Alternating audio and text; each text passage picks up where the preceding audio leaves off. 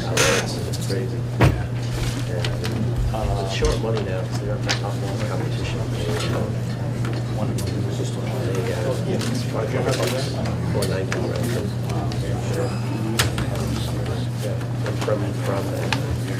from Logan now to big 4 hours and 15 minutes. Push the talk. Yes. Here, put the red light on. That red light. So there's a sign-in sheet going around. If everybody could just put their name on it, that would be really helpful for us. And as soon as it gets to be, it's 7:02 by my clock. So let's call this meeting to order. So, welcome everyone. This is the meeting of the Victory Field Phase 2 Ad Hoc Committee. I'm Vincent Piccirilli. I am serving as the chair. Tony Columba, who's the chair of the Town Council Committee on Human Services, is the vice chair. We have Mike Lahiff from the school department, Mark Leonard from Youth Sports, Elliot Friedman from, who's a neighbor, Steve Lagoon, Director of Community Development Planning, Assistant Town Manager, Peter Santola, Director of Recreation, Ian Cordy, a neighborhood resident, and Elodia Thomas, who is an abutting neighbor. The first thing we're going to do for this meeting is have a swearing in, and we have John Flynn, the town clerk, is going to have the appointed members take the oath of office, which I think would be, how many people, you want everybody to do it or just We should do everyone. all right, let's do everybody, just more the merrier. So. And then if you'll stand and raise your right hand. And if you'll repeat after me, I state your name. I, Thomas. Do solemnly swear and affirm. do solemnly swear and affirm That I will faithfully and impartially that I will faithfully and impartially discharge all the duties incumbent upon me discharge all the duties incumbent upon me as a member of the Ad Hoc Committee on Victory Field Phase 2, as a member of the Ad Hoc Committee on Victory Field Phase 2, according to the best of my ability and understanding, according to the best of my ability and understanding, agreeably agreeably to the rules and regulations of the Constitution, to the rules and regulations of the Constitution, the laws of the Commonwealth, the laws of the Commonwealth, and under rules, regulations, and ordinances made under authority thereon. made under authority thereon. So help me God. So help me God. Congratulations.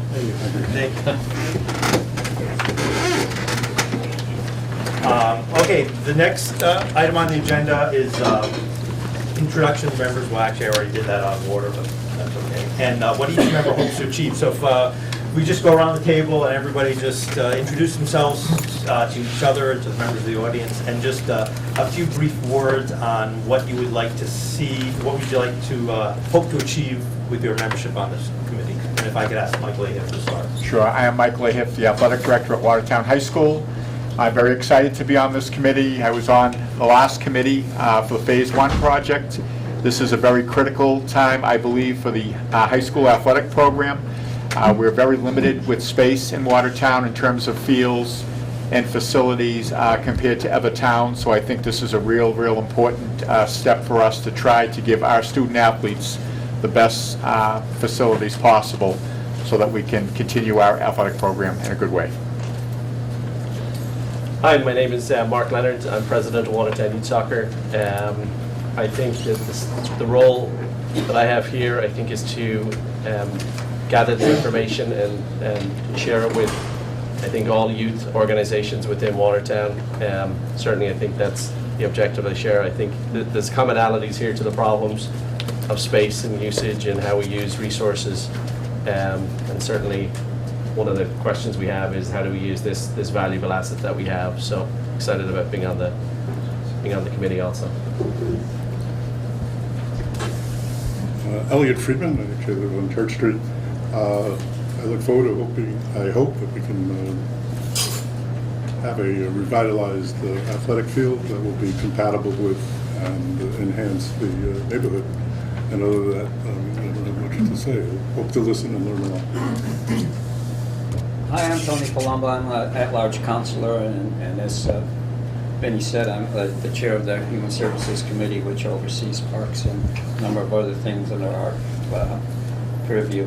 I'm look forward to being with the committee on this project. It's been long in coming, and I'm anxious to move us forward with it. My goal is to create have us help design a facility that meets both the athletic needs of our high schools and of our high school students, as well as the members of the community at large. Stephen Goon, again, Community Development Planning Director. You know, and my interest is to make sure that the facility can be renovated to address some of the existing maintenance needs of the facility, and you know, to make sure that it serves all the various needs of the community. You know, it's an important facility for a lot of different interests, and I think it's important that we try to serve all those as best we can.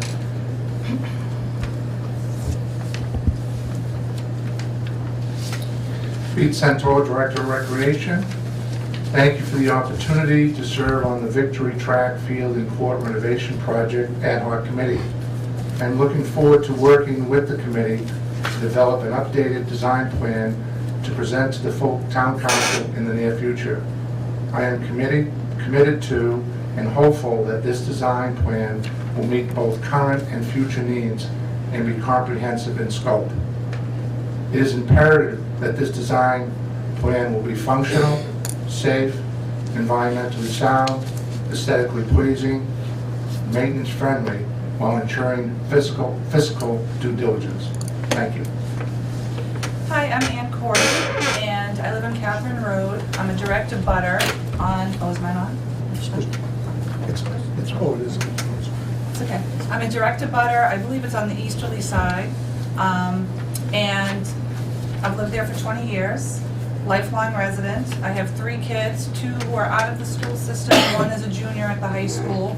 I'm a walker at the field many times a week, and I love the whole facility, and my hope is that we are able to come up with a plan that serves everyone and that is also the best, most innovative, up-to-date, fiscally responsible plan that we can have so that we have the best field and facilities possible. Hi, I'm Elodia Thomas. I'm a direct abutter to Victory Field. As many of you know, I helped organize the rebellion against Phase 2.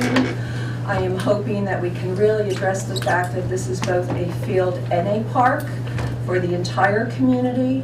I appreciate everybody who's turned out tonight, and I hope I can provide some very important perspective to the future development of Phase 2 and Phase 3 of Victory Field. Thank you. As I said earlier, so I'm Vincent Petrilli, I'm the District C Counselor, so this is across the street from me. My goal, what I hope to achieve tonight, with this series of meetings, is help this committee bring a solid, unanimous recommendation to the Town Council on how to move forward with this. I honestly believe the best results come from teamwork. Teamwork requires effective communication, and communicating effectively requires respect for others' opinions. So we are gonna, we have a task in front of us. We've laid out a structure on how we're gonna address this. And we're gonna have some fun. Okay, this isn't gonna be drudgery, and I hope everybody approaches this with a sense, an element of fun in it. So that's what I hope to achieve, is bring this committee to a really solid recommendation. Okay, the next is sort of review of the committee's charge. This is our next agenda. I made there's a folder for everybody that had I left it at your place. The first thing had the agenda and a copy of the plan of attack that we came up with that I emailed to everybody. So that's there for your reference. The next thing in that was sort of the review of the committee charge, and what I included was the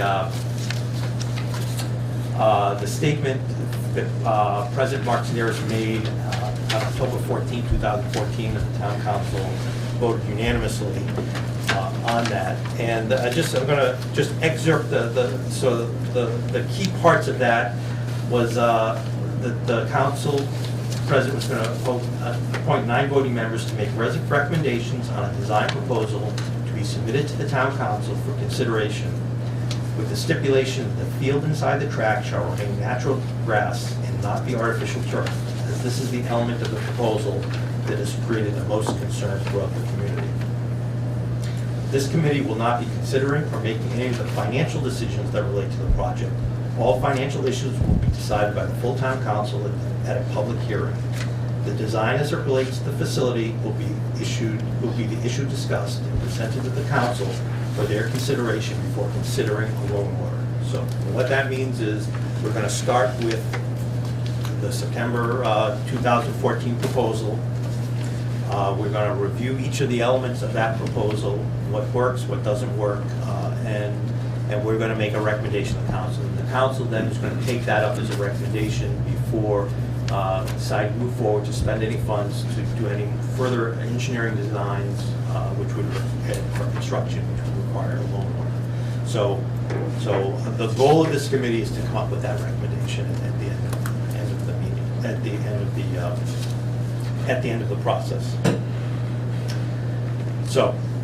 And because of that, so some people were thinking this is going to be where you could advocate for or against artificial turf, but artificial turf is off the table for this committee, and we're not going to be discussing that either pro or con. So just want to make sure everybody, both on the committee and everybody in the public, is aware of that, because the council voted to do that. Only at the vote of the council this committee.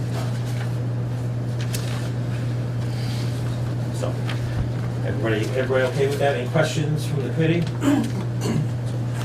So we're just, so the next item on our agenda is housekeeping issues. And I just, since this is the introductory meeting of the committee, I just want to sort of cover how we're going to operate with sort of the housekeeping thing. So one of the things we are going to do is, this committee, as we swore our oath of office, is bound by the open meeting law of Massachusetts, which means everything will be posted 48 hours prior to a meeting, and we will be producing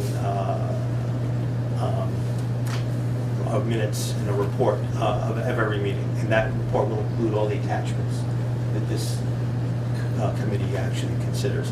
We have, we're lucky to have Joanne Kalaki-Hogan is a staff member here, who's our staff note taker. So we're very pleased to have her. So the member of the committee is not going to have to try to take notes and participate at the same time. We're also asked Watertown Cable to come and tape. Well, film. Actually, we're not taping or filming these days. I don't know what we're doing. We're making video recordings and posting it on the website, so people who aren't here can't attend the meeting will be able to watch it online and be able to get the full experience that way. The public comments. I'm a big believer in having committee meetings, having the public weigh in on things. As we get to each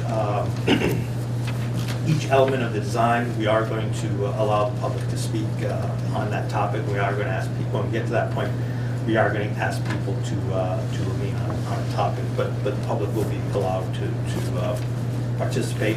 And if any member of the public isn't going to be able to make any meetings, or for the people at home watching it want to weigh in, I would encourage you to put your concerns in writing and send them to me. As the chair, I will make sure that I will share those concerns with the committee member at the appropriate time when we are debating that specific issue. So we do welcome public input. And also feel free, depending on what your constituency is, to reach out to any of the other members of the committee and give your input or feedback to them too. So it's, they can certainly, Lodier, Peter, Mike, Mark, and anybody can provide input in the public to any member of the committee, and they can bring it back for us to consider. So that is really important for us to do. Yes, sir. Vinny, could I just ask, how soon will these videotapes be available for the what's the turnaround time? Less than a week, more than a day. It depends Okay. on what the staffing is at the studio. Okay, just so You- that people have time to view it before the next meeting. Yeah, it usually takes 2 or 3 days before they actually get it on the website. but- Thank you. But generally, that's the thing. And the last thing about the housekeeping is we are going to, as we review each design element, we are going to have to vote, because we're committed, we have to vote on the recommendations. And then when we produce the final report, we'll be voting on the final report. I'm a big believer in driving decisions to consensus so that, with the give and take, and we find out what works and what doesn't work. And I think most of these meetings, we find that people are agreeing on 95% of the issues. It's only that last 5% we need to work on. So, I'm hoping, we can drive to consensus, but even if we don't, it's a democracy, we're gonna vote, take a vote and move on. And, people, need to, feel free that, to vote their conscience, as it were. But I do hope as a committee, we work together, we can drive to consensus. Because I think something like this, it is important that we do consider all the issues that every member of the community has and try to come to a good decision. So that's sort of, in a nutshell, what we're going to do, how we're going to operate, what we're going to do for the housekeeping issues. So, any members of the committee, any questions or concerns about that? Very good. So, One thing, just real quickly, because there are some members who are citizens who haven't been on a town committee before, to maybe touch on, one aspect of open meeting law, because Councilor Pitcher really did encourage members to reach out to us, is, as a committee member, we can't discuss things via email. So if you do get comments from the public, share them with the committee. I think sending them to Councilor Petrelli or one of the staff members or anything will be fine.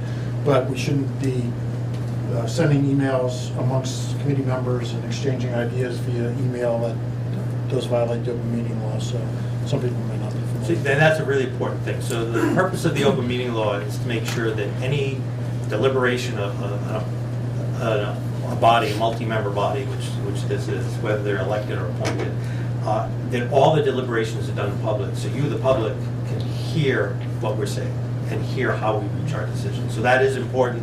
So two key elements. The one key element is, we can't discuss things amongst ourselves without the public being present in a posted meeting. And under state law, discussion could be verbally in person, it could be over the phone, or it could be email.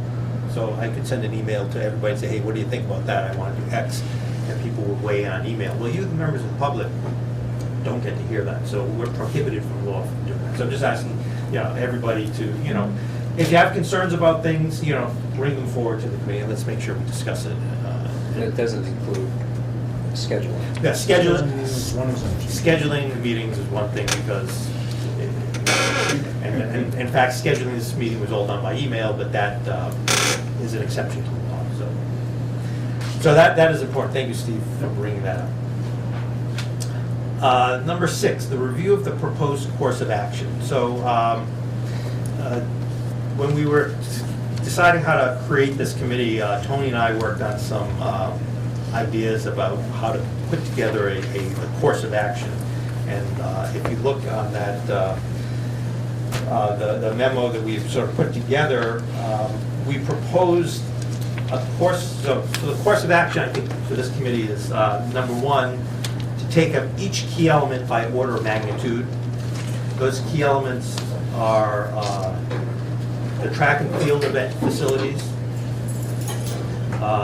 number 2, the playing area inside the track, number 3, the parking area and driveway, number 4, the tennis and basketball court area, number 5, the lighting, number 6, the stormwater system, the perimeter wall and fences, number 7, other equipment, fixtures, landscaping, and other amenities, and number 8, other design elements that were not identified in September 2014 proposal. So this is sort of a hierarchy. It's like packing your car, going on vacation.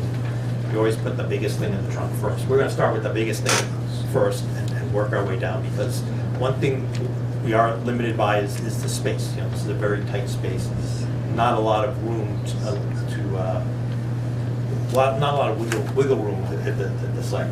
So that's number one. Number two, for each of those 8 key elements, we proposed having a discussion strategy that would involve sort of 3-part strategy. The first would be to define the existing deficiencies, taking input by key stakeholders as well as members of the public.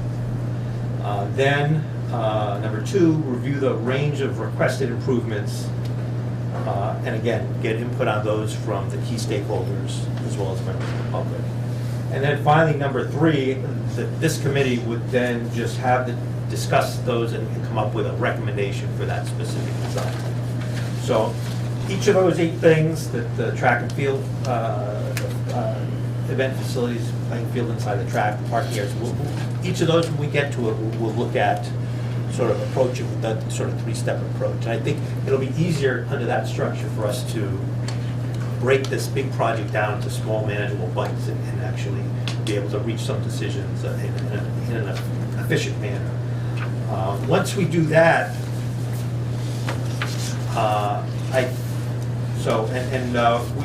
we were proposing a series of meetings to do each of those key element design reviews. No, this is, so that's why I'm sort of reading it out to them. Once, after we review each of the design elements, what we'll do is create a draft report, taking all those recommendations that we voted on as we reviewed each other and put it into a final report.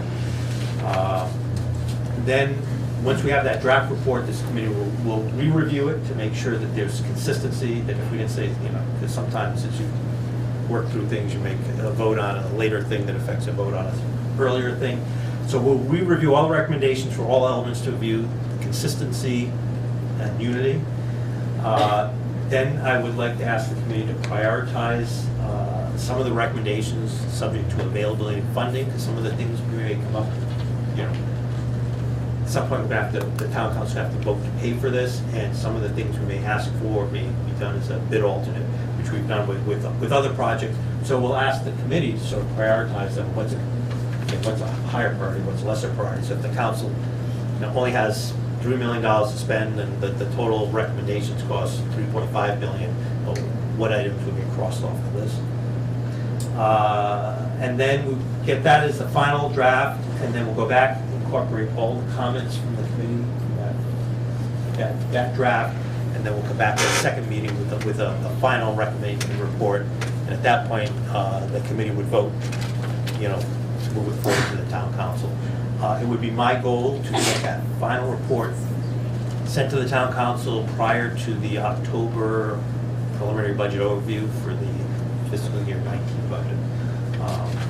So that gives us basically all this summer and into September to get this work done. So we want, I think that's the timeline, and that is sort of how I would like to do the proposed course of action. So at this point, I have to ask the committee on their thoughts on that. Tony? Yeah, I think it's a great job you did, and I really appreciate all the work and time that you put into organizing it the way you did. I just think we need to be a little careful, and it's a long way off, but when we get to this prioritizing based on availability of funds, we just keep in mind President Severus's concern, or his comment that we're really not supposed to be worried about finances. And so I think, I don't know how to maneuver through that, but we're not supposed to know whether there's 3 million or 3.5 million. We're just supposed to put out what we think works. So when we come to that, maybe we could think through a little bit how best to do that. Yeah, I agree, and you know, I struggled with this because we're not going to be putting dollar amounts on things as we go through recommendations. We have some rough dollar amounts based on the 2014 proposal, but you know, if we decide, you know, we want to, you know, an elaborate fountain, you know, with a rose garden, you know, that may be a nice thing that we, as a committee, decide to go add, but if it's gonna cost $1 million to do that, you know, the council may not quite understand that that's a nice to have, not a must have, you know, so when we get to that point, we will decide how to do that, but I just want to throw that out there, that depending on what recommendations we make, we may have to do that. We may not have to do that, but we may have to do that. I just want to make sure we have placeholders so when we get to that point that we will anticipate that. Anybody else? You know, and I know I'm doing a lot of talking, but I'm used to it. But I'm used to it, as my wife would say.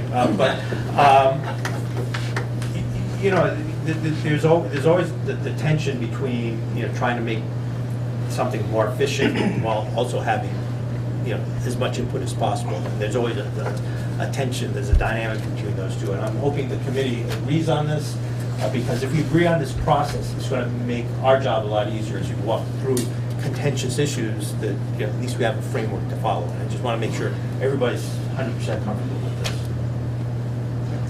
this. Okay.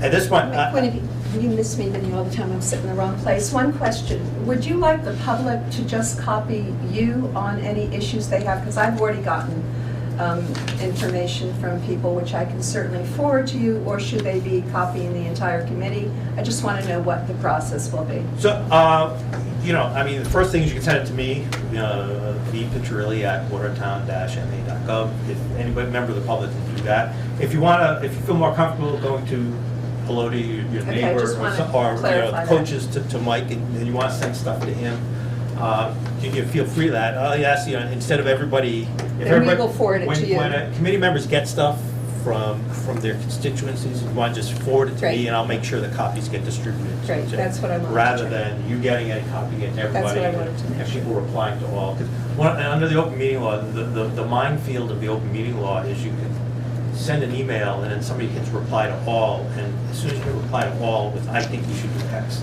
we're all in violation of the law. Right. And one thing we don't want to do is be in violation. So people can email people individually, and then we will forward directly. And I to think you. that's a great strategy. Okay, So, right.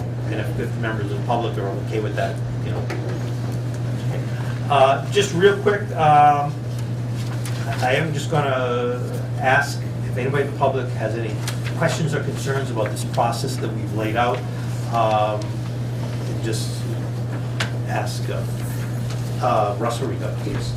Mr. Chairman, just for point of clarification, so I understand this, is artificial turf definitely off the table, or is artificial turf going to resurface at some point in front of the council? So artificial, I think you may have came in a little late, but. No, I heard what you Okay, said. so artificial.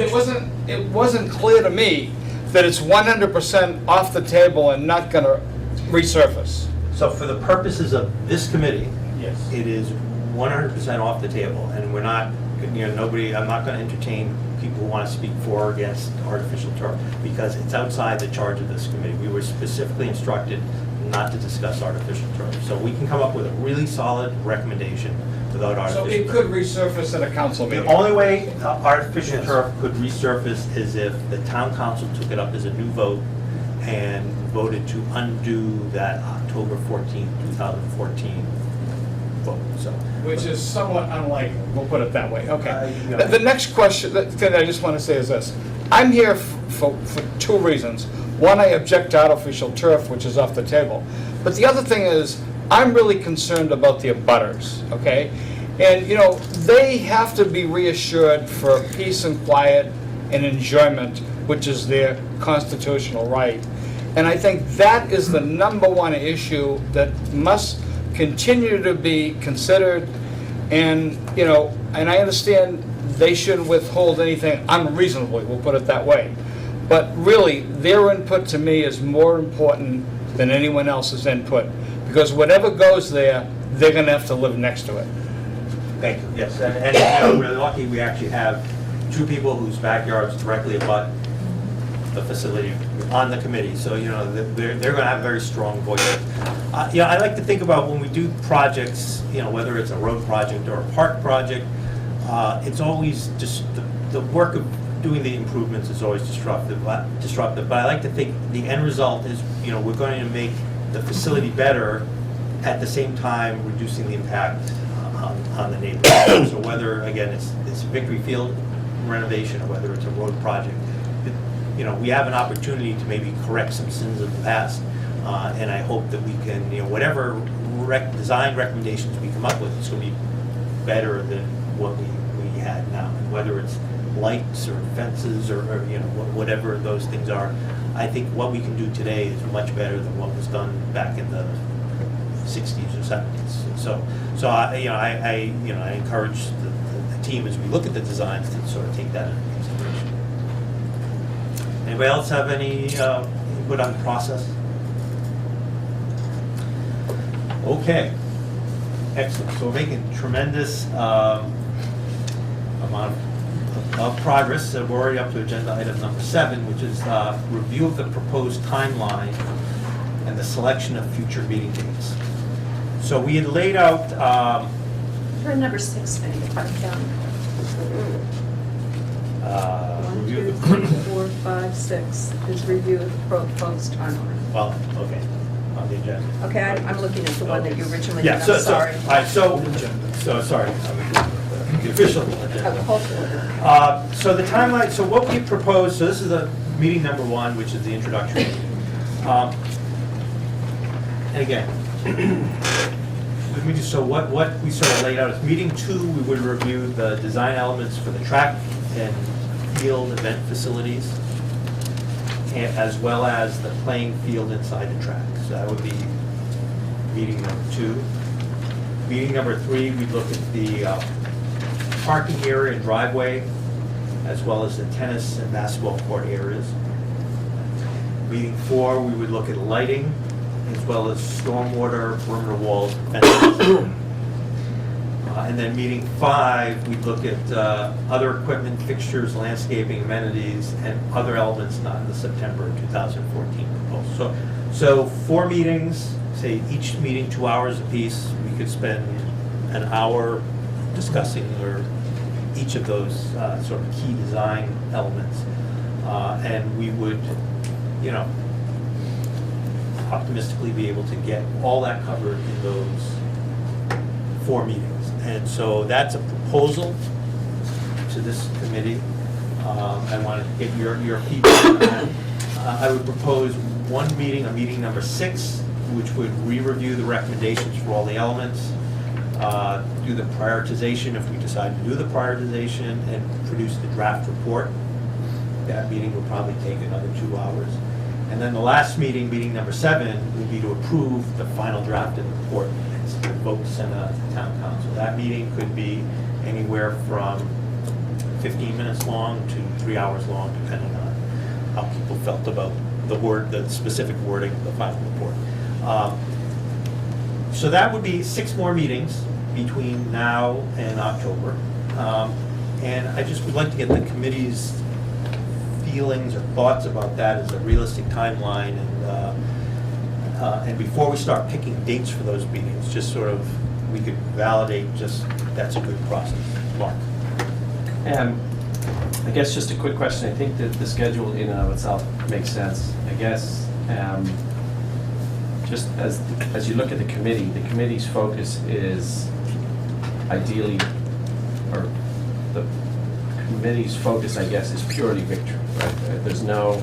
It's a victory in isolation, not kind of a holistic view of, potential options, right? Because as I look at kind of, how we would remedy some of the problems that we have or some of the concerns that we have, it seems like there are other town assets that you could say, okay, if we didn't do it here, we could do it here, and it lessens the burden on victory. And so when we kind of look at it, it feels like we're looking at it, and this may well be, if this is the mid of the group, I totally understand, but if just as I look at these track and field facilities, I think, if you walk around the field once, you'd understand that they do need updating. I don't think that's a stretch for anybody that would look at it, but the reality of it is that, are we then assuming that the only remedy is within the, let's call it the 4 walls, quote unquote, of the that oval area? Is that kind of where we are? So this construction project that we're going to take out a loan order for is and what's delimited was, the area that was shown on the September 2014 proposal. We're not here to make recommendations about other facilities or operational matters with the rec department or with the school department. And there's other forums, there's been other meetings going on for those things. What I would propose, if the committee is okay with this, is other ideas that come up that aren't directly related to our mission here.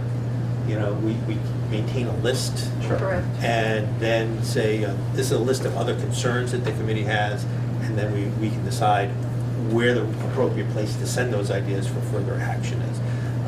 Because there are things that are going to come up that are operational in nature, or having to do with school athletics or something else. And it's important that those ideas don't get lost. So we'll capture them and we will deal with them to send them off to the appropriate place. But we can't, we're not in a position with this committee to make recommendations on saying, well, we can't do something here, so let's do something in Philipella Park, because that's a whole, that's going to be a whole separate funding thing. But we can make that as a note and ask maybe the town council or the rec department or the school department or somebody to consider this other thing. So if that answers your I'd like to just second what Mark said, Vinnie, and that there's a huge drumbeat in town that we really need to look at all our parks holistically, openly, in terms of all the different issues that are needed. This is my third meeting in 2 weeks about recreation fields. And I know this is our task for Victory Field, but we can't keep looking at everything piecemeal in our town. And so it's very important for the community as a whole that we open up this process of what we can do all over Watertown. So I second what Mark has said. And again, we have, just so everybody knows, the town does have like a 5-year capital improvement plan, and if you would look at that, the rec department has laid out construction projects in sort of every park and field in town. Some of those are in the concept stage, some of them are in the funding stage, they're all over the place.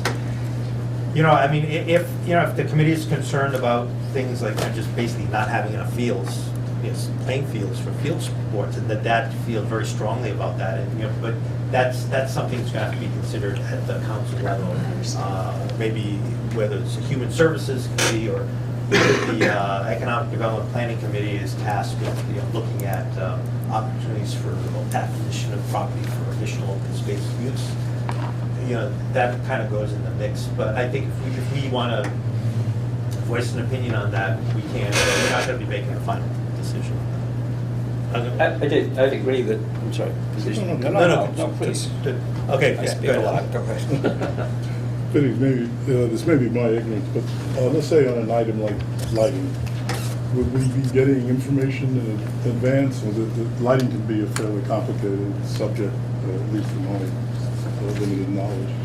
So would there be a document in advance that would say we're looking at 60-foot corners, so much wattage, shadage, or what is it out there that we will be having a hearing on it or a meeting on it, but what will we have time to get some information in advance, either from existing reports or updates or whatever? Great question. And I'm going to introduce Glenn Howard. He's here with the pink shirt. He works for CDM Smith, which is an engineering and design firm. I just want to introduce you before we get to the next point. So their firm specializes in design of sort of recreational facilities. They've done all over the Northeast. And once we get into the specifics, I'm going to ask as we get on to the next agenda item, Agenda 8, which is the review of the September 2014 proposal. And Glenn also has another staff member here. I forget the name on it. Sorry. Danielle, okay. I'm going to ask them to walk through the technical aspects of that, and as we get to each design element, Glenn or additional members of his staff or subcontractors will come in and answer our technical questions. So we actually going to when we make recommendations on specific things, we're going to make them based on actual hard technical data. I'm not just going to sort of make them accurate. And that's the role Glenn's going to play to provide that information and background to us. But no documented. Oh, yeah, and we'll get I'm gonna try to get everything to you in advance. You know, the only thing that, you know, really technical document we have now is what was the proposal from 2014, which everybody had seen. But as we get to each additional one, if there's any new information, we'll get it. And I also want to point out that, hold on one second here. When we get to a design element, if there's something we can't finish all in one meeting, and we need to ask the team to go back and get more information and come back to us on another meeting, we have the flexibility of doing that. So I don't want anybody to feel that, that's it, we got one meeting to decide this, we got 1 hour, if we can't get it done in an hour, it's, we're not gonna get any answers. If we need to get more answers, and we feel, we need to do it to shift or add another meeting, we will do that as a group, and I'm a big believer that, if we're gonna make decisions, we're gonna make decisions based on our data. So that's really critical. Tony, did you want to go? Yeah, okay. I just wanted to make some, see if we can find a way to, if I was sitting out there, I might find the discussion a little bit hard to understand. And so I'm suggesting if there's a way, Vinnie, that we could have material available about each of the elements that we're, so that if we pick up on the first meeting, we have track and field event facilities and playing field inside the track. So we know that, I don't know how many people remember this from 2 years ago, it's 3 years ago almost, right? Right. That's 14. Right? So I'm wondering if there's a way that we could have information a half an hour ahead of time at our meetings, make copies, 20, 25 copies, a half an hour ahead of time, and put them on the table wherever we're meeting, so people could come and just read over and get a sense of what the discussion is going to be for that particular evening. In addition, that they might be on the website and so forth. Right. But I do think having hard copy in front of you, it makes people feel more involved in the process. That's a great idea. So 2 things. So one, does everybody in the public know about Notify Me? You can sign up for automatic email notifications from the town for meetings. So if you're not getting that, you should go on the town website and sign up for it. That means every time an agenda is posted, you get an email with a copy of the agenda. As we post the agendas for the subsequent meetings, right now, once we agree on dates, I'm going to post all of them at once so people will know it. 48 hours before the date of the meeting, if there's any material that we're going to consider as a committee at that meeting, I'll amend the agenda, and I'll add a hyperlink with the document so that you'll get a notice that the agenda has been revised. You can go click on the hyperlink, download the documents that we're going to look at that next meeting. And then we'll also make some copies, and we'll have a stack here for people who didn't print it out at home. So I think that's a good strategy, if, so at least everybody's literally on the same page when we're having that discussion. I think it's much better. Okay, sorry, Peter. Thank you. I think it's an excellent point. I think sometimes decisions are being made without really looking at the facts. So in terms of the lighting, nothing against Glenn, he does a great job. But I've had Musco come out probably 5 or 6 times over the past 7 years to look at all the parks. And Musco is the key place with all the lighting. And they send me periodically specifications and so on and so forth. So I think that's great where, I'm not saying that we have to have the representative Musco here, but at least the spec sheets and the new technology here, I think that's great. I think it's important. The only thing with this committee is, and I like what you said, both Council Plumber and Council Picciarelli, we have to base and assess the situation on facts.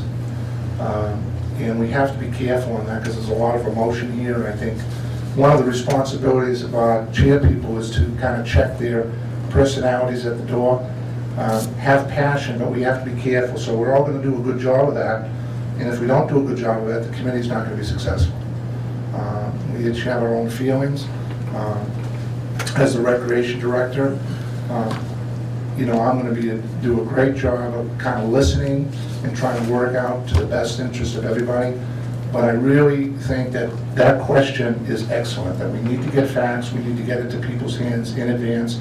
And then once we get the information, we have to utilize those. We have to extrapolate the information, and we have to utilize it. So that's important, so thank you. Anybody else? But I just want to add, I think the 7 PM to 9 PM time works for the meetings. I think keep that. You know, once we get into picking dates, we can figure out what we want to do. I think this kind of setup works. And I don't know if we want to keep it here, if we want to try to change venues. Sometimes this room isn't always available, but we'll work around that. So just that, so that strategy of laying out 6 more meetings. If the committee doesn't have any more questions on that, it's okay with that. I just throw it out there if anybody from the public has any questions or feedback on that strategy. Yes, sir. Can we have these meetings addressed in the next door Watertown? I know Tony did the first meeting announcing that there's going to be a meeting tonight. So I'm just wondering if the future meetings could be put into next door Watertown, so.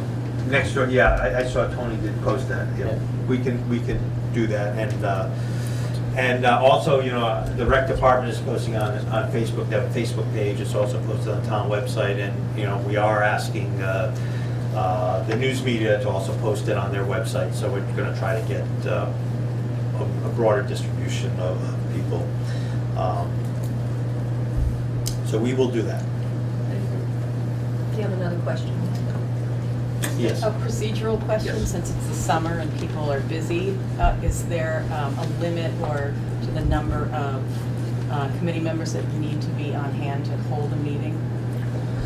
Well, we, in order to debate and vote, you know, we would need a quorum. Actually, to call the meeting to order, we would need a quorum. A quorum is, you know, a simple majority. So, you know, without, if we didn't have, so there's 9 of us, so if we didn't have, if there was fewer than 5, we couldn't meet.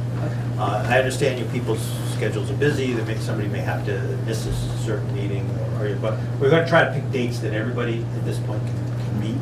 If somebody, you know, can't be present, you know, we'll have to deal with that. But I'm hoping that, you know, in order for us to do a good job, you know, everybody's really has to sort of be here. And certainly, you know, some people who are staff members, you know, Steve Bagoon may decide in one meeting to send one of his senior planners instead of himself. You know, Mike Lee may decide if he can't make a certain meeting, he may choose to send another staff member from the school athletic department instead, or same thing with Peter. But I think for the rest of us, you know, we kind of need to be here. But a quorum is, you know, without 5, the meeting is not, can't be adjourned under state laws. Anybody else? Okay, this is, so now the hard part. Dates. Which is going to be agenda, which is going to be picking the dates for the next meetings. I hope everybody brought their calendar. Did I pick it? Yes, sir, Tony. Can I start with a I'm not sure I got, it's between now and October whether we got enough months, but I was wondering if we could consider, at least for the ones, the big ones, that we could consider every, the same Wednesday of the month for 4 Wednesdays, and then maybe when it gets a little closer, we could, for the committee vote. So if we were to do the second Wednesday of every month. Planning board meeting there, Tony. Yeah, so there are some key constraints. Yeah. So the town council meets the second and fourth Tuesday of every month, so those are out. The planning board meets the second Wednesday of every month, so generally those are big meetings and even the staff, but the councils like to go to that, so those are out. The zoning board of appeals meets the fourth Wednesday of every month, so that's out.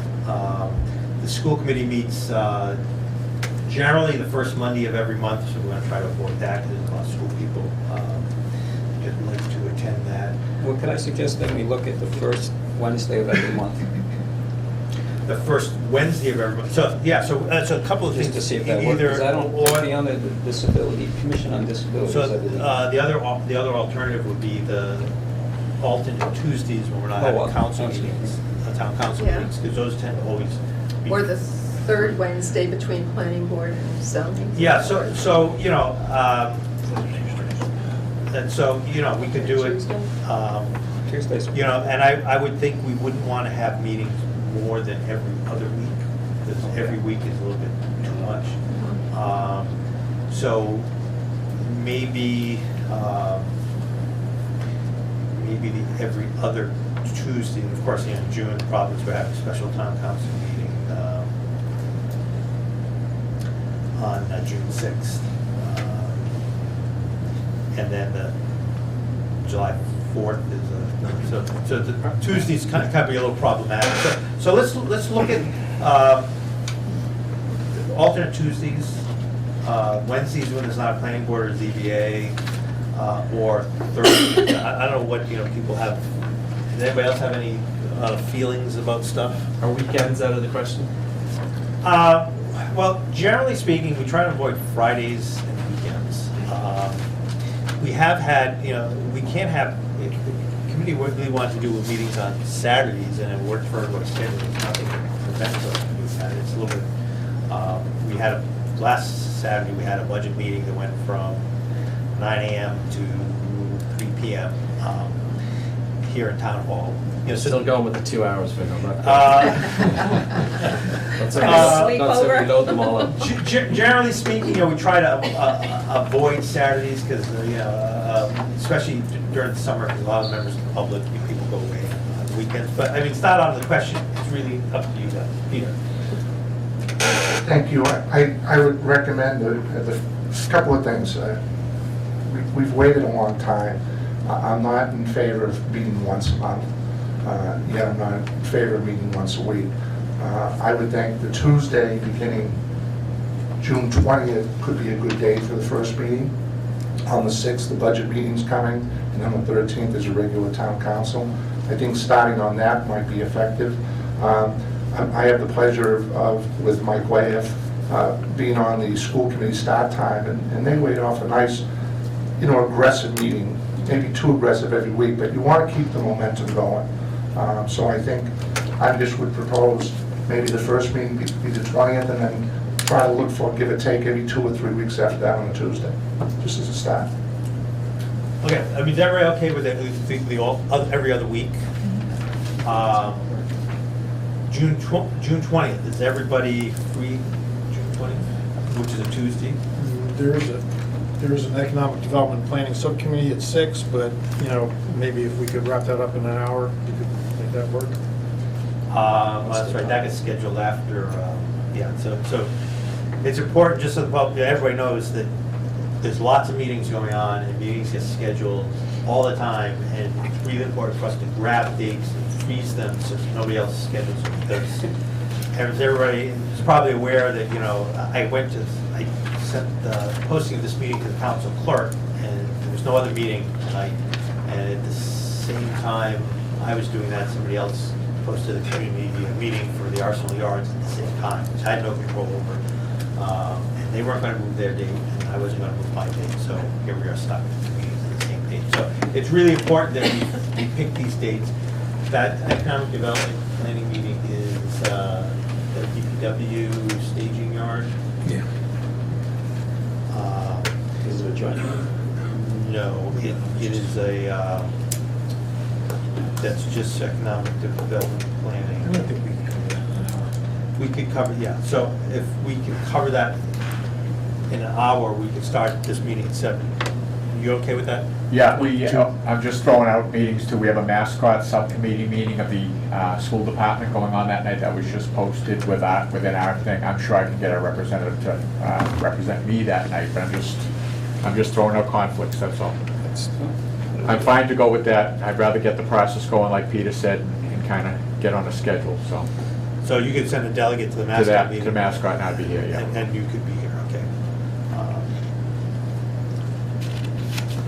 So, do we have June 20th. Going with the 20th? the 20th at 7 PM, 7 to 9.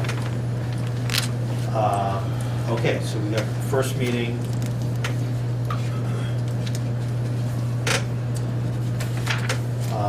Is the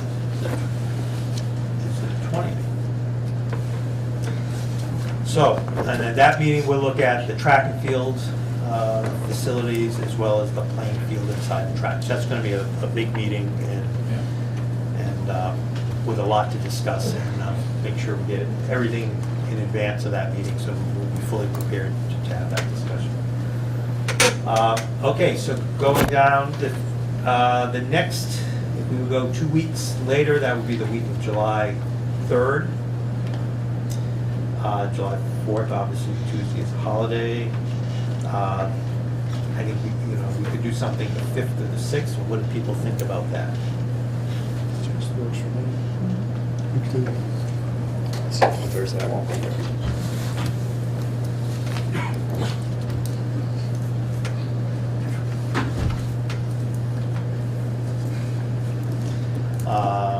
So July 6th, going once. That's a Thursday? Yep. I'm not gonna be here. You're not going to be here? Do you want to pick another? Yeah, just look at something else. Are you going to be gone that whole week? Yeah. So July 30th. What's that? We can't do July 30th. July, is town hall closed? Town hall's closed the 3rd, so we can't, so we're limited constraints. That's actually a Council, how about the 11th? That sounds- Town council meeting. We can do the 10th. the 10th, July 10th. Yeah. You're going to be Sure. Is that good? Does July 10th work? It's Monday, 7 to 9. Monday. So everybody's okay with that? So not the 6th and the 10th instead? Right. Okay, so meeting 1 is June 20th, meeting 2 is July 10th. If we go down 2 more weeks, 24th. let's go the week of the 24th.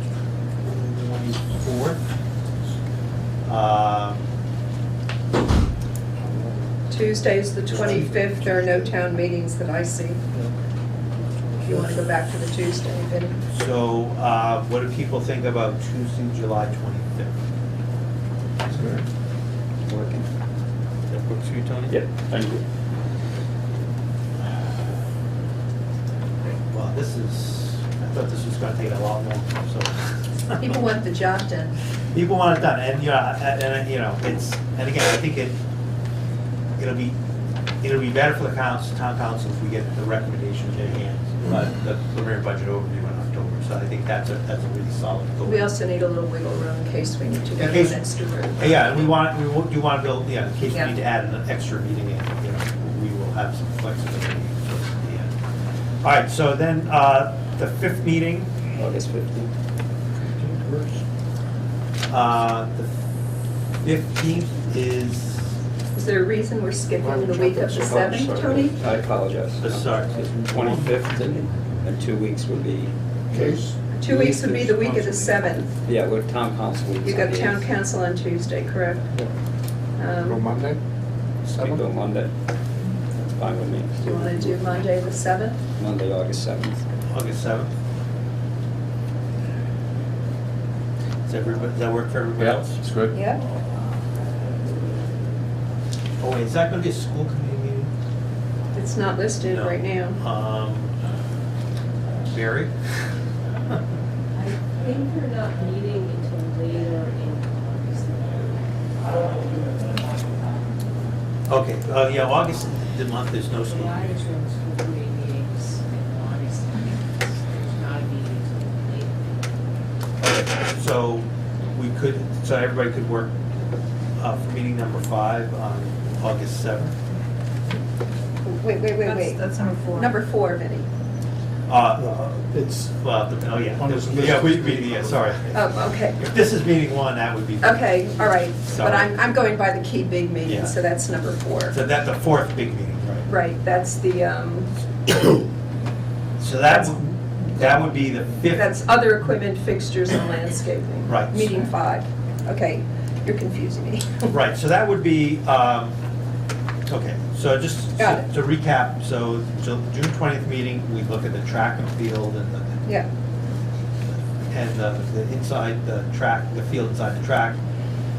July 10th, we'll look at the parking area, driveways, tennis courts, and baseball courts.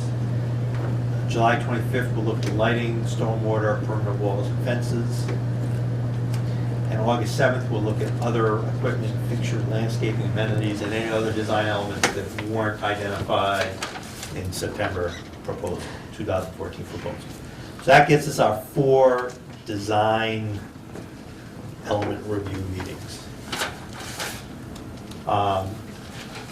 Let's pick dates for the next 2 meetings, so that the meeting, let's maybe look at the week of, the 20th, the week of the 20th. 21st. Let's look at the week of the 20th, because actually I'm going to be out of town the week of August 21st. Well, August 21st is a Monday. Yeah, that week I'm going to be out of town. Okay, So so- if we look at the week, maybe we'll look at the week of August 28th. Okay, And that would also, after that last, remember, so this meeting, we're gonna sort of compile all the design reviews. So I'd like to have sort of an extra week to sort of do that work of compiling everything and bring it back before the committee. So that would be 3 weeks. So 29th. the 29th is, I won't be here, but I think You're- at that point, you're not gonna be here that whole week? I'm not sure. Once you pick one, and I don't need to be, I mean, for that point, we're pulling it all together, right? We're not voting on anything, will we? No, what would just be making, no, and, you know, well, let's schedule, and if we need to move it, Okay. if some, you know, again, all these dates, if something comes up and we need to move something, or, you know, we have that flexibility as a committee to move it. But I just, So pick one. so let's, the 29th, is everybody okay with the 29th? And if, and depending what happens, you know, who knows, if everything goes over on some things, we may need to have, but let's freeze that date so nobody else grabs it at this point. And then if we go down,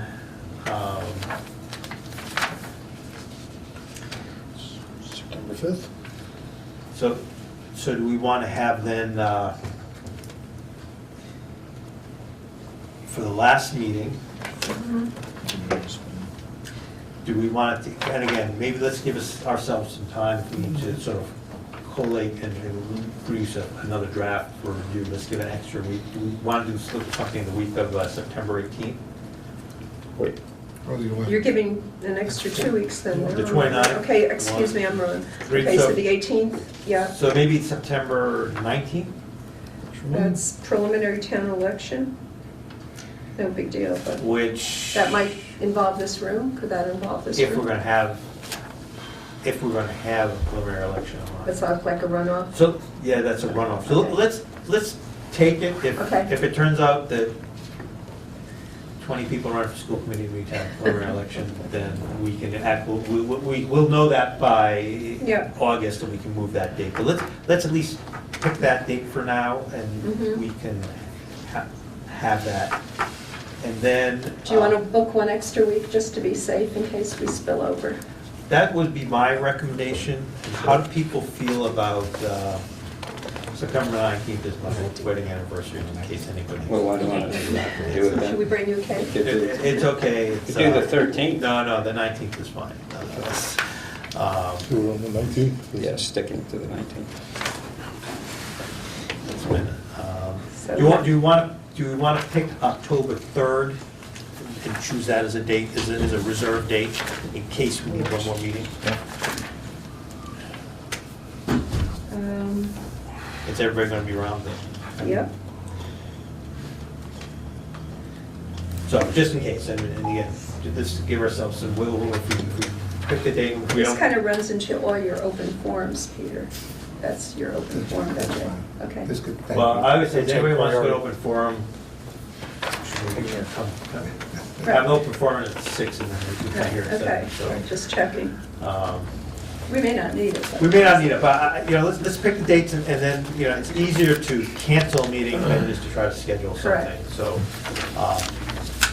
Okay, June 20th, July 10th, July 25th, August 7th, August 29th, September 19th, and October 3rd. 7 o'clock, try to do them all in this room, because I think this works, this U-shaped thing is a little better for facilitating discussion and to accommodate the public. Okay, so that takes care of that agenda item. The next agenda item is review of the September proposal. I made a copy in everybody's packet of the PowerPoint presentation from September. And I'm going to ask Glenn, I asked him, he's got two boards here, shows the existing facility today as it is, and it shows what was proposed in 2014. I'm going to ask Glenn just sort of go through it, just sort of refresh our memories. We're not going to make any decisions, but just go through sort of what the key design elements that were proposed in 2014. So. Yeah, I mean, and along with that, again, I'm Glenn Howard. Danielle Mellett's one of my senior staff. She's been with us 12 years, and she pretty much, all she does is park and recreation renovations. So one of us, hopefully both of us, will be attending all these meetings and assist in this process. But at minimum, one of us make sure we're at each of those meetings. Three pieces, I'm going to go through just the two phases we went through during the 2014 design. And then as Council Petrilli asked, I'll also just kind of briefly go over some of the feedback that we got. One kind of, if you don't mind, one housekeeping, as I listened to how the process was going to go, along with this gentleman's question about something as detailed as, how high the light poles are going to be. There is going to be some linkage between these 6 meetings.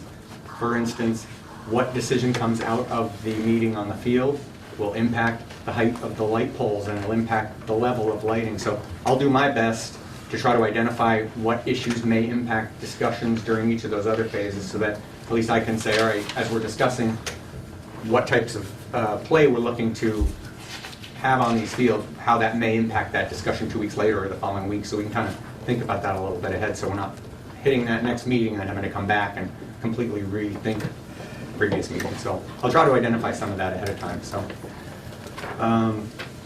2 phases in 2014 that we went through. One we call the site analysis and investigation phase. That actually started and goes all the way back to 2008 with some of what we did. The next phase was the concept plan, and then I think the 3rd phase was really then taking this to the public and getting the feedback. I think for the microphone, just move this podium over. Second, just put that.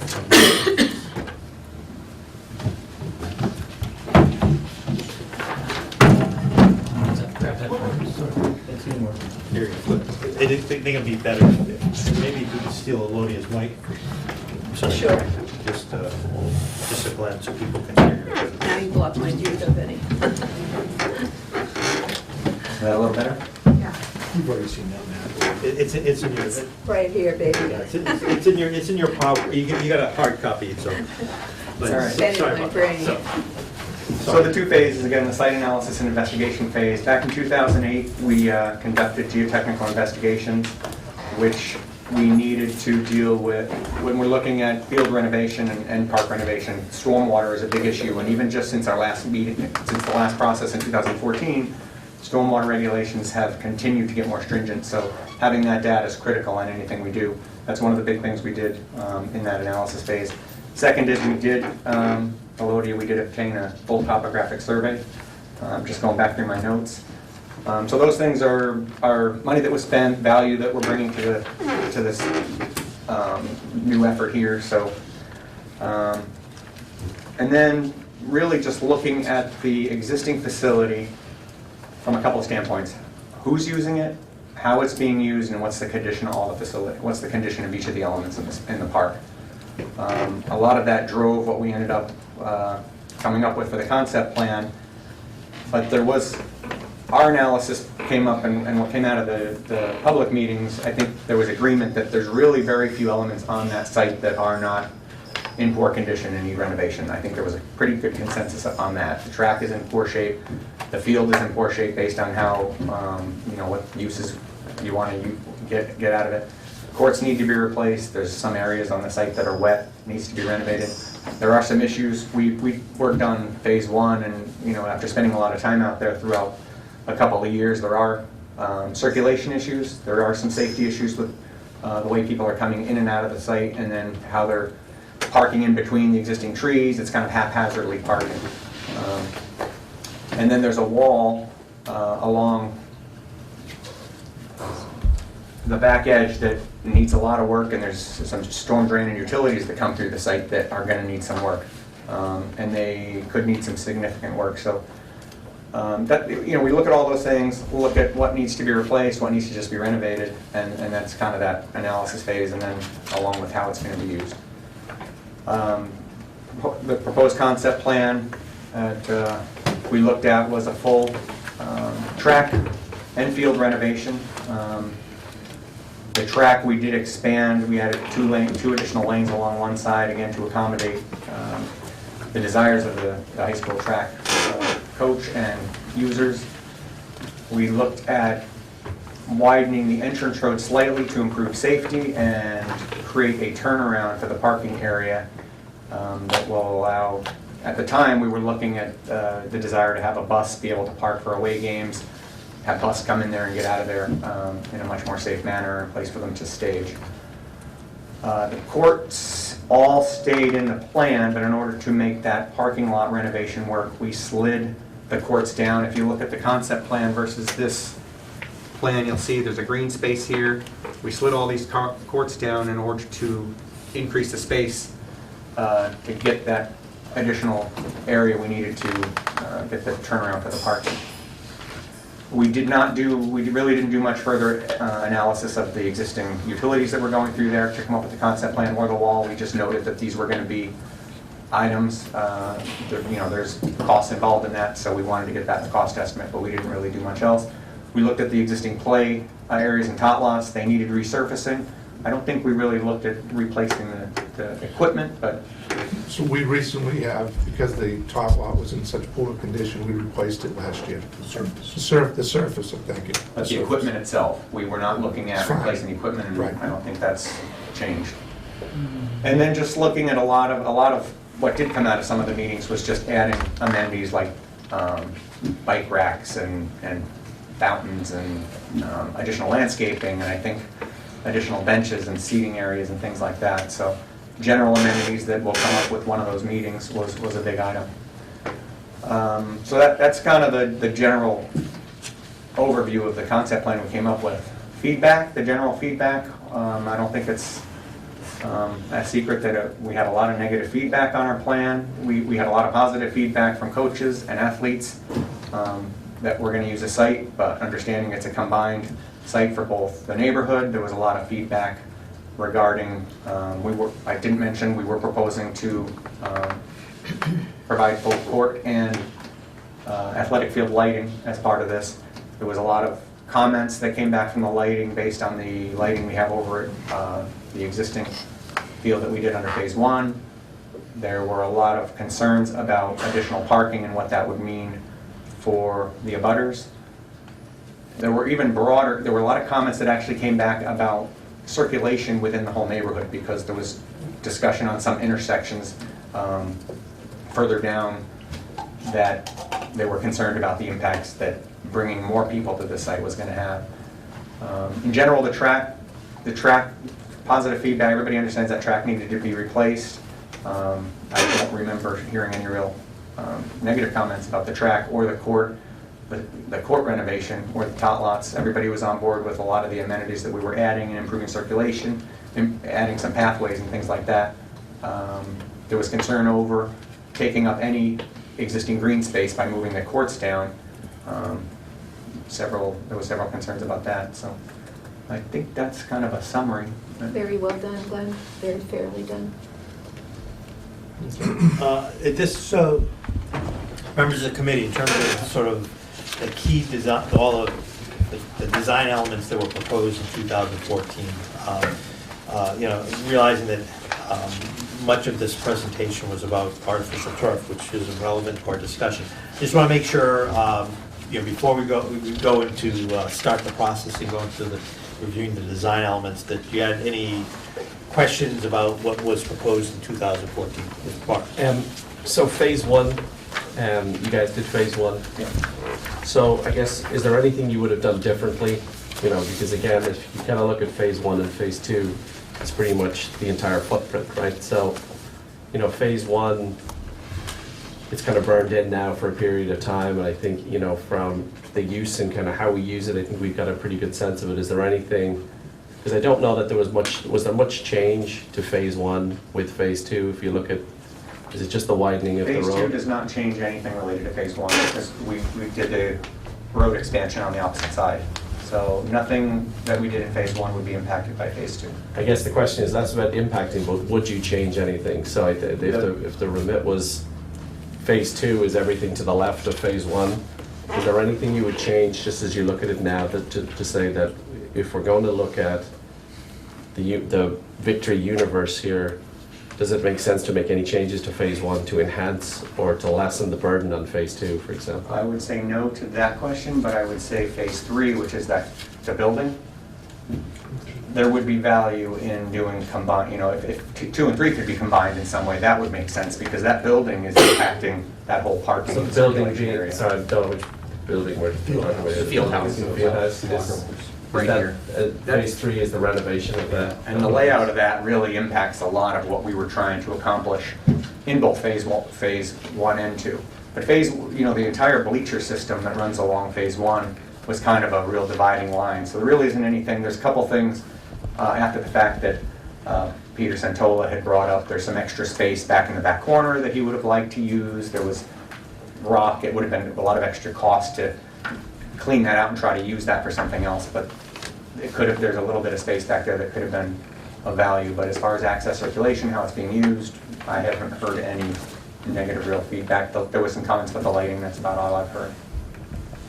I guess just in the spirit of that, I guess, if the committee thinks about it, or I don't know how far it would go, but if it probably goes into the category of recommendations, right? If there's something that we're going to do in the future that we should consider now as we kind of look at this kind of iterative process. And I guess in the field house, you don't subscribe to where it is. Is that the general problem here? Or I don't have a phase three conversation, but if it's phase two relevant? Yeah, it would, that field house would really have to, in order to really help with phase two, that field house would probably have to be raised, completely rebuilt and reoriented in a different kind of, you can just see how it's kind of, see how the angle, it's kind of, right. It's preventing, if that field house was replaced and aligned better with the baseball bleachers, that would help open up some space for that parking and circulation issue. That's really all, and maybe some stormwater, it would help with some stormwater issues, but that's about it. And that's a big cost item to try to do that. That's why, that's kind of the plan we had come up with, was what we thought was a good solution based on the current location of that field house and trying to accommodate the desire to provide a turnaround and some bus staging and things like that. But I'm sorry, because just as I look at the court, so are we trying to, and forgive me on the requirements, are we trying to, and I guess I'll defer to Michael and Peter, when you look at the courts, you have 5 courts, 5 tennis courts and a basketball court. Is that what we need to continue to have there? Or are we just trying to replicate it here? Because clearly, we got a lot of, and not to talk about where we've got other tennis courts, but do we need 5, I guess is the question. If we don't need 5, well then that kind of alleviates some of the pressure on. Yeah, that went through multiple discussions on whether we needed, how many tennis courts we needed. If I could just answer that question. In your packet, your folder below the PowerPoint presentation, there's another document, there's 2 other documents. They're sort of relevant to the constraints in the design. One is the NEAS, a letter, the New England Association of Schools and Colleges, with the accreditation of the high school. Right. And the other one is a document from school athletics about sort of the needs, the MIAA needs. So if you look at that second document, it addresses that we need to have, the track needs to be a quarter mile, because that's a given. Yep. We need 8 lanes, for the sprinting, we need the high jump, the long jump, shot put, all those areas. Those are all the things that are really listed that in order to hold a track and field event, we actually need to have. Right. Above that, number one, we need to have, for high school tennis matches, we're required to have 5 tennis courts. So people say, well, why can't we just have 3 tennis courts? Because in order to have a tennis match with another school under the MIA rules, we actually need 5 tennis courts.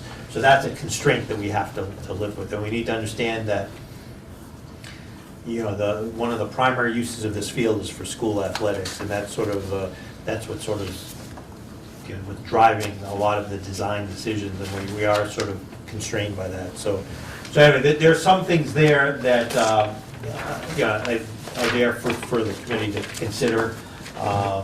And just the other last thing about this letter for the accreditation, which is dated December 2016, one of the things that we were reported as a deficiency in our accreditation is, if you look on page 2,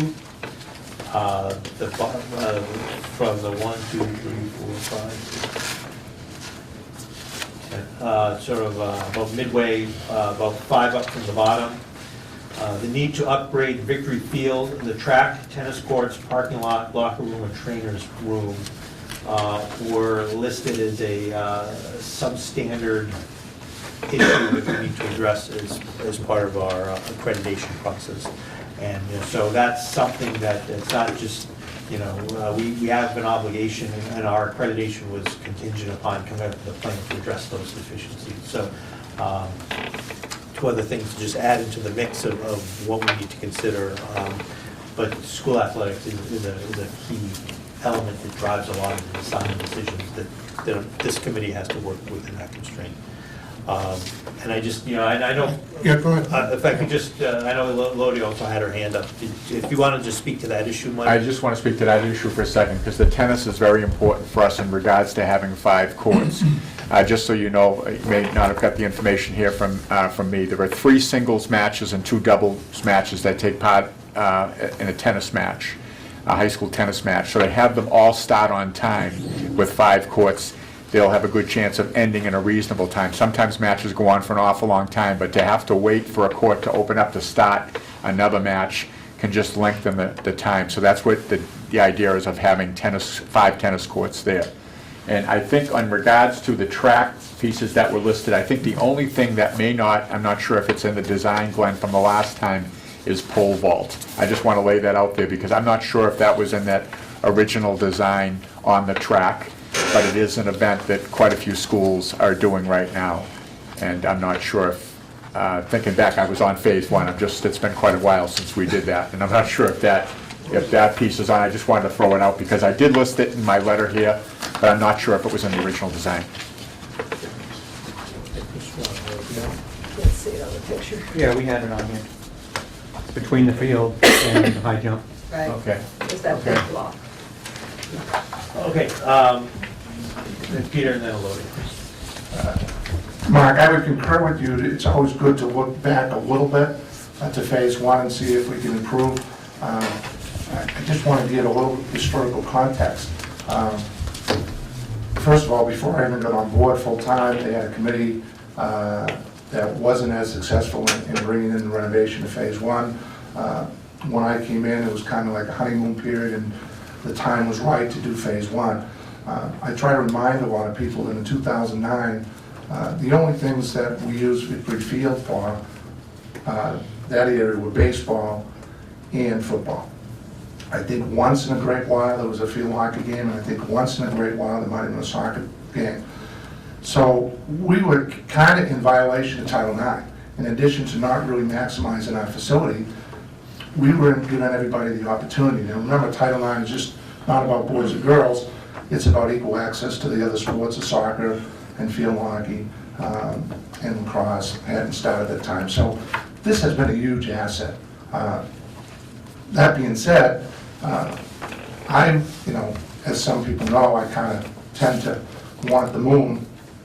The first meeting, I said, well, why don't we try to blow up everything and build everything at once? I mean, if we had the money it really would make sense to do phase 1, phase 2, phase 3 at the same time. Because it really is an ineffective way with Marion Road. But that was kind of shut down pretty quickly, and we wanted to at least get phase 1 going. But phase 1 has been very, very successful. Glenn's right, that left field really gnaws at me, because I thought we could have utilized that left field for some storage or things. And we have too many rocks there. I understand we needed stormwater, but I thought we could have put pavers there. But that was the, other than that, it's pretty good. In terms of the phase 3, which is the building, Mr. Kuzno, that facility was named after Mr. Kuzno in 1954. So that does have historical value. And I think because it was built during that time, we did bring an engineer a couple of times there, and you could build up and out. So the only thing, usually Glenn and I agree, but it doesn't necessarily have to be raised. Obviously, that'd be a decision of others, but there is a possibility to go up and out and restructure inside to make that. Because again, the only people that serve, that really serves for the most part, is the football and baseball. And really, we really need, and Mike, you could probably clarify, I think maybe field hockey has a little, and I don't think soccer and track really doesn't have access there, so we really... Lacrosse does. Lacrosse. Lacrosse, I'm sorry, baseball and lacrosse, thank you. But I think not everybody, so I think, when we're looking at this, to look at 2 or 3, I know it's not within the scope, but I think in the back of our minds, if that makes more sense to do them both at the same time, I think that's great. So thank you for that. I just want to say, Mark, that the group of us who were organizing with regard to Victory Field also thought about phase 3, because the level of disruption that is going to occur in phase 2, we thought, why not look at the whole picture, given what we have. So I think that's really kind of important. The other thing I'd like to go back to is the, this review of the evaluation report for accreditation. As the principal said, and as was discussed in the meeting, not all these things carry equal weight. I visited most of the facilities that Watertown plays against, and in some cases, we have more facility in that we have a field house that others don't. So let's just be realistic about things. One of my questions that I've gotten from several people in the community, maybe you can answer this, Mike, is how come this track wasn't done this way when it was redone back in the late 90s? Did the standards change for track and field?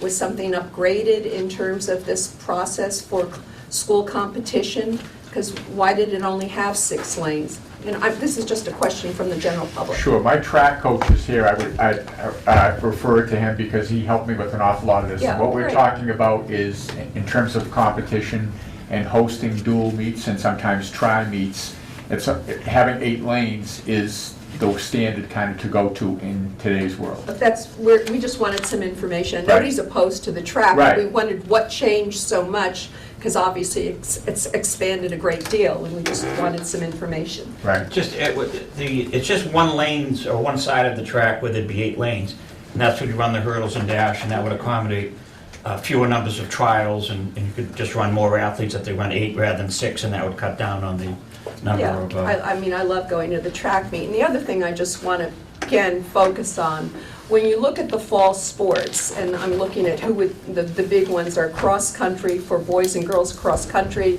According to last year's school report, there were 30 participants.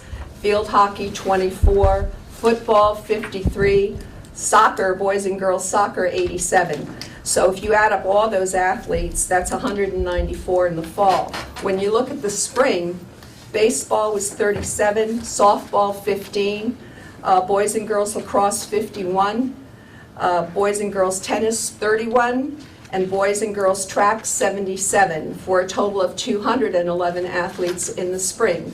Obviously, there's going to be some overlap of participation between the fall and the spring, but I'm just trying to get a handle on the numbers of athletes that we are serving in terms of school programs, because we have a whole other edition to talk about as far as youth sports, and then we have another edition to talk about of community activity at that park. So just perspective is very important of what we're going to be talking about in the next few weeks. Okay. I'd like to respond to that if I... Okay, we need to just, everybody knows, this facility is used for school athletics. Right. It's used for youth sports, it's used as a general park by the public. Right. And we need to, when we come up with recommendations, we need as a committee Right. to keep all three of those in mind. And, and we got a lot of things, that we need to fit in there. And if it wasn't being used for school athletics, if this was just a public park not being used for school athletics, there probably would not be a track here because we wouldn't need it. But, we do need to do it, and we need to, so, we need to figure out a way to make everybody happy. And it's not, whose use is gonna be more important than everybody's. Right. Every use is important, and we need to Correct. figure out a way to make it all work. So I just, as a committee, let's just, keep that in mind. We don't, that. Perspective is That we very keep the important. perspective that everything, and while we may argue about what we need for school athletics, the youth sports is also important too. So, it's, so just, at this point, you okay? I don't know. You will be okay with that. I just, Well, okay. Well, let me get- Right, no, go ahead. Elliot hasn't had a chance to talk. Right. So let's let Elliot. No, I'm just, would like to get clear on what the scope of what we're doing. Are we including phase 3? And from what, we're not? I mean, I'm just trying to understand what is before us, and also taking where the driveway is, from what, is it from the back of the stands, or where the driveway is, or, anyway, if you could clarify what our scope of work is in physical dimensions here. So this phase 2 does not include the renovation of the field house. That'd be phase 3. I think that the question legitimately that was raised does it make sense to, if work that would be done on the field house in phase 3 would somehow impact the design of phase 2, would we want to consider that? So are we considering? At this point, as Glenn pointed out, if you look at the field house, it's sort of set at an angle. If you would Okay. straighten it out so it lined up with the stands or lined up with phase 1, you would get a little bit extra space on the front side. Is that going to change the design? It may change the design incrementally, but at this point, the town has not budgeted any money for the phase 3 renovation yet. And the money that's a placeholder in the capital improvement program is for phase 2. And we're not, while that may be an idea to put in our parking lot to talk Right. about later, we're not going to be making any recommendations on phase 3. Tony? Okay.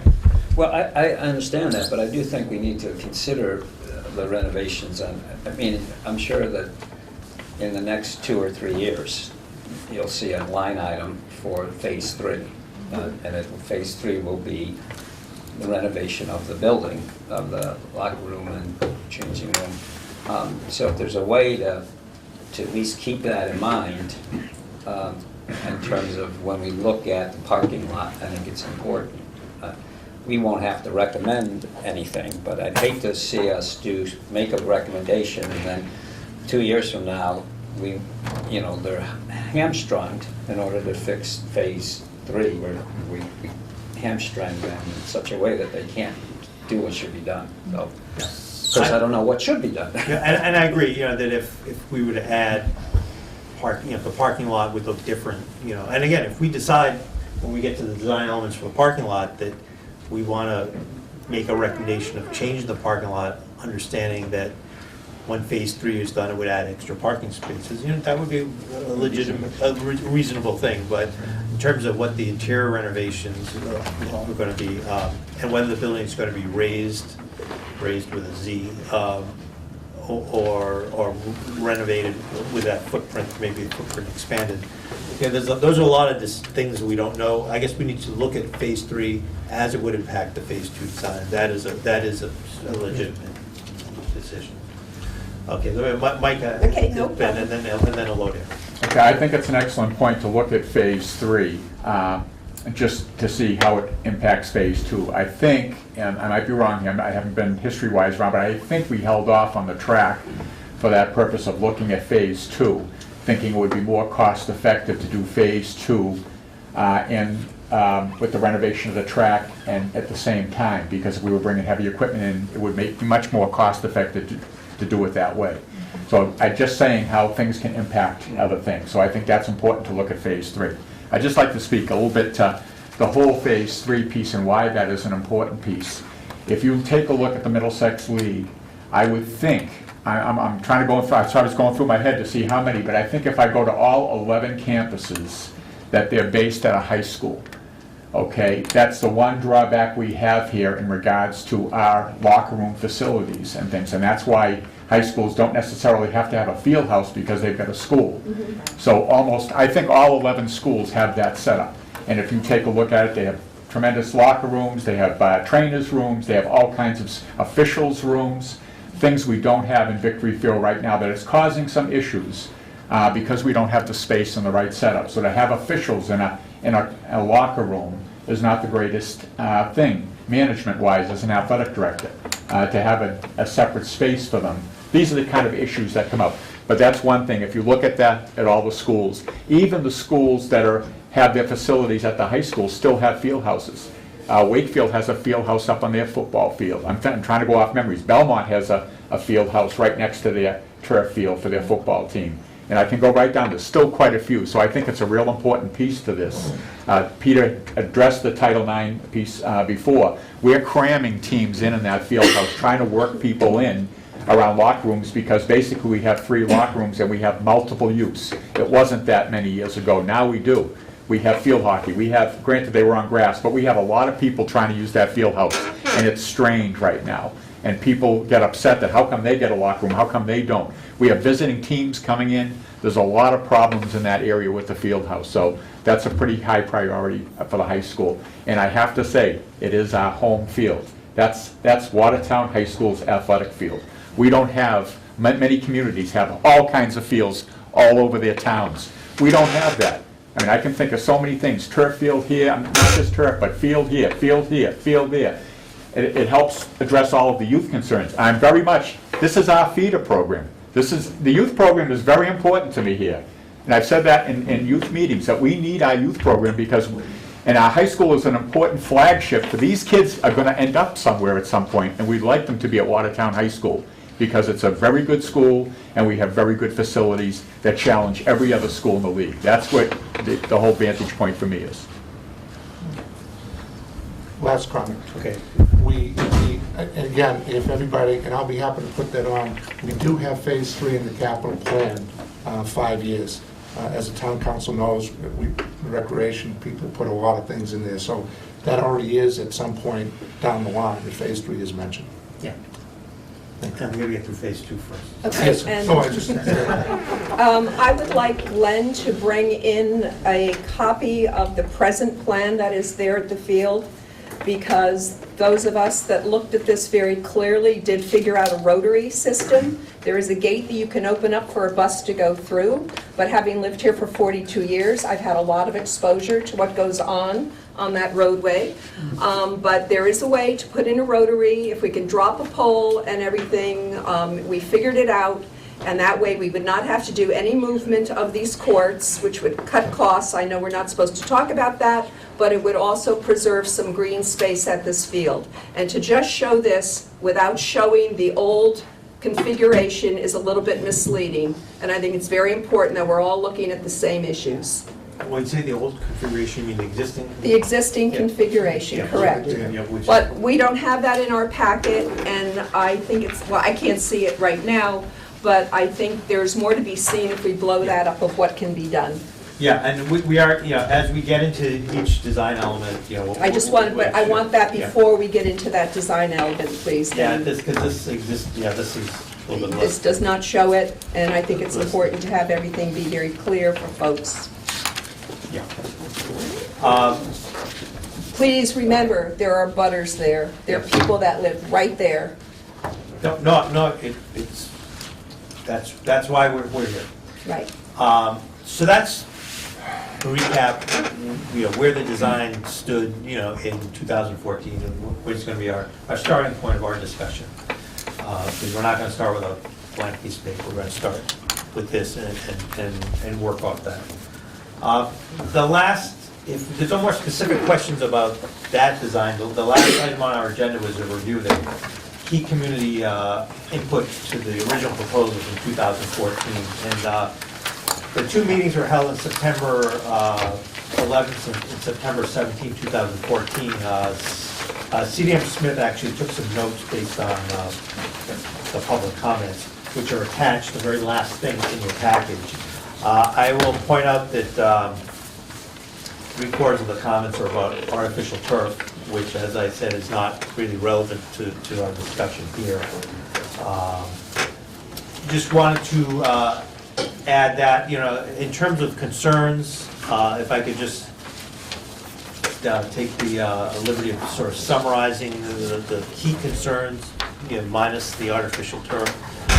It was the lighting, the stadium-style lighting and the impact on the neighbors. It was the configuration of that new parking area that abuts Marion Road and the impact of moving the courts down. There was some concern about the stadium-style seating that was proposed for the track area. And I think the last major area of concern was putting in that sort of the grilling picnic area next to the basketball court. And there was also some concerns about putting in sort of a street hockey court instead of the basketball court, but I think that got changed back to just being a basketball type of court. So to the committee, because all of you were there, you all lived through it, I think that sort of summarizes sort of the key areas that we're going to look at. Was there anything that I missed? And there's a lot of other smaller things that the people had concerns about, which I think were manageable, but those are sort of some of the key areas that we're going to need to address when we make our recommendation. Is there, to the committee, is there anything else you wanted to add to that list? If we're talking about landscaping from the general community, people wanted some protection from the sun in terms of being able to go over to the park and just hang out on a bench, or the tables that you see in Harvard Square with built-in checkerboard or backgammon games, but that people could enjoy the park. Because there is some green space there that people would like to hang on to, and it was the idea that this is a park for everybody. Particularly senior citizens like going there, and there are many people in the community that if they had a little transportation would love to be able to come over and enjoy the park, as well as go to a game at night. So that's something that maybe we can talk about and put it in the garage for things in the future. Okay. Anybody else? I just think addressing the stormwater drain situation, I think what Glenn and Jerry Me and the DPW did when we met on phase one, I thought we overdid the storm drain, and I think in a positive way, so we didn't impact the neighborhood. And I think it's down on the list, but I think that's an important piece too. I know the amount of surface water that went with the turf on phase one could have impacted the neighborhood quite a bit, and I thought the plan did a real good job on that, so I just hope we'll do the same thing in phase two. Yeah. And working with the stormwater committee is going to be critical with the new MS4 requirements and everything. It's even just, like I said, from 2.5 years ago, the requirements. Right. We're going to have to find space on this site to infiltrate the stormwater, and that's not going to be an easy thing with the constraints we have here. So, I think to that, I don't know if the public knows about the MS4 and the regulations. It might be helpful when we come to that we have someone from the stormwater advisor or someone from Steve's staff. They did a very nice presentation. I forget which meeting it was. I forget his name. David Stokes? No, the engineer. Oh, Matt Schumann? Matt did a very nice presentation about stormwater and how it fits. And it is a huge issue. I mean, just put it out there. And we're under some very serious constraints on what we have to achieve by a certain time, and the costs are exorbitant. So I think it would be helpful if we had a presentation from Matt to the committee, but also to the public. So, and again, when that happens. And that's great. That's really important, because you're part of, sort of planning the meetings ahead, and what we're going to design elements we're going to cover in each meeting will allow us to bring subject matter specialists in, and also allow members of the public that, if you're interested in, Whit's interested in the track and field stuff, he may not really care about stormwater stuff, so he won't come to the stormwater meeting. But I would imagine all the track and field coaches would want to come to the meeting when we're discussing the track and stuff. Same thing with the youth soccer people and stuff. They may not care about some of the other elements, but this plan we have will allow people to pick and choose which meeting. You're certainly welcome to come to every single meeting, but if you have specific concerns about specific meetings, then you can spend your time wisely and come to the ones that are important. But This one, Yes, if that's in the same vein, I think if we do get to and I understand, actually, I always appreciate you bringing this up, because I was thinking the same idea, that there are linkages between these. These are very hard. Some of them could be put in a silo, and we'll only talk about this. But there are some things that cut across all these silos, and it'd be important. And one of those things, I think, in some ways, is the lighting. So I would think that at one point, a presentation by Musco would be helpful. And now that we have the time, based on Vinnie's schedule here of meetings, that you could get ahead of time, get them for 15, 20 minutes to come. yes, Pete. Just last comment, and I know my wife thinks I live at Victory Field, I'm sorry. With the committee. We're not adding a bedroom. Yes. Maybe a doghouse. Castle with a moat. In terms of, with the committee, would it be interesting for the committee to take a site visit at some point? I think it would. I mean, we all live around there, but if we want to decide to make a site visit and walk around as a group, we could do that. What do people think? I think it's a good idea. Cocktails at my house, you can see what the lighting is like.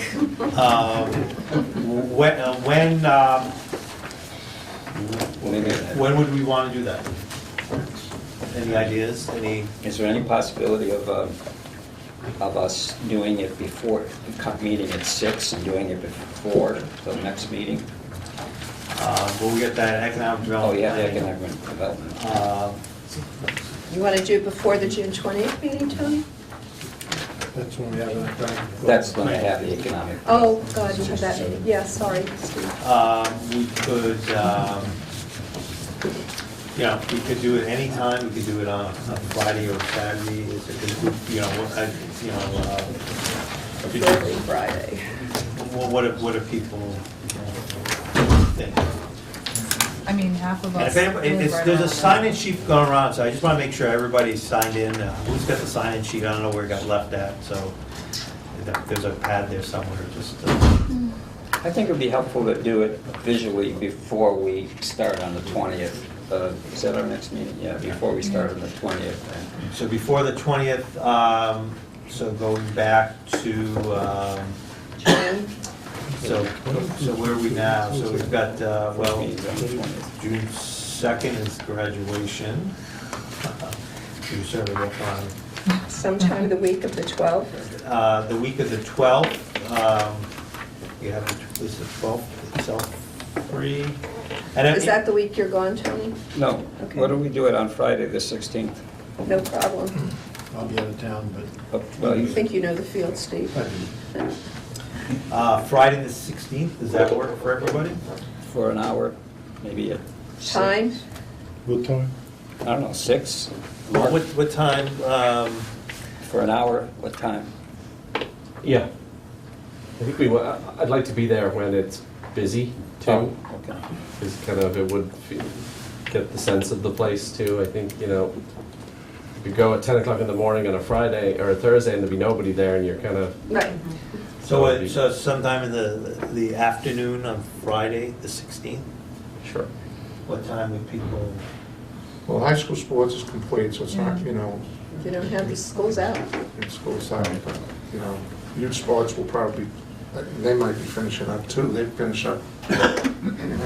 Do you mean busy schools or busy with student athletes or busy with the general population? Just in general, I think it would be good just to, see parking, see.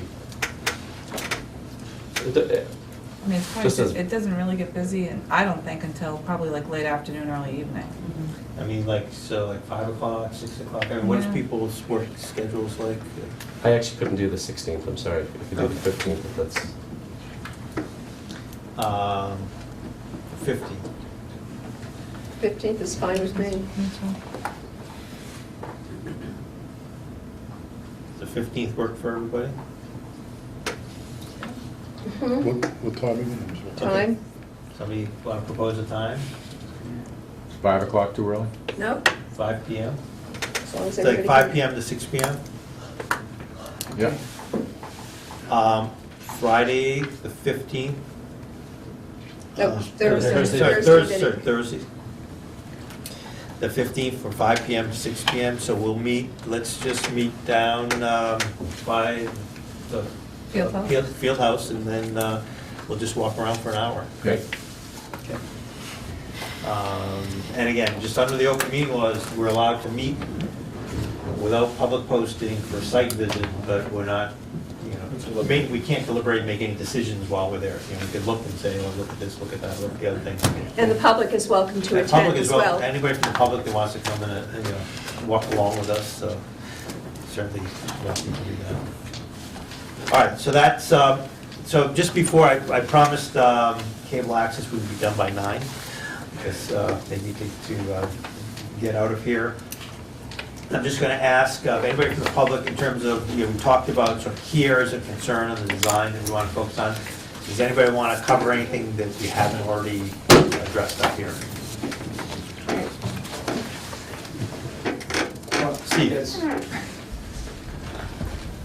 I just would like to say, I think Mr. Leonard's remark about the fact that you have to think of this in context of the whole town, I understand you can't deal with the whole town, but I think you need that context, partly because having attended some of these meetings, there is no way that Victory Field, as far as I can, from what I've heard, is going to meet all the high school needs. I mean, they're talking about people being, high school kids practicing until 9:30 at night. And I know from our previous meetings in 2014, that there was a time when high school soccer used, I can't remember whether it was Arsenal or Filipello, which is a perfectly reasonable run for a soccer team. So I don't know what this comes to, but I think keeping in mind that this is that a lot of what you're worried about is a bigger problem than Victory Field alone will deal with may be important. Thanks. Agreed. Okay. Vinnie, can you tell us when the minutes will be available, that they will be posted? Do you have some idea? I will try to get a draft of those done within a week. Okay. And so I'm going to work with our Joanne, and then I'll combine it. I'll make sure all the attachments are done, and I'll make sure we send it out before our next meeting. So we'll have the ability to do that. Just one last comment. Are we going to, I'm sorry. I'm just a little concerned about protocol, how we are called on to speak on this committee. I think I've been in meetings where people just always interrupt, interject. I know at the town council there's a protocol, and I think we should try to implement that, so people raise their hand and they get called for by you. Generally, that's how we operate, most committee meetings. So if you want to speak, raise your hand. Prevents sort of free-for-alls going on, and even members of the public, if you want to speak, we'll always have a point, and we'll ask you if you want to speak, but we'll ask you not to sort of interrupt committee members when they're speaking. And generally speaking, everybody gets called on, if somebody wants to speak a second time, we want to make sure that everybody else has already had a chance to speak first. But, it's not as formal as a town council meeting, but having good housekeeping rules sort of makes the process go more smoothly. And so don't, just want to say something, raise your hand, and we'll make sure that, we respect other people's comments. So. Well, if that's the case, we'll ask for a motion to adjourn. Second? Second. All in favor? Aye. Great job, Vinnie. Thank you, everyone. Thank you, members of the public. If anybody wants to ask any questions before we leave, thank you, Cable Access. Happy to answer any questions before you guys leave. And anybody,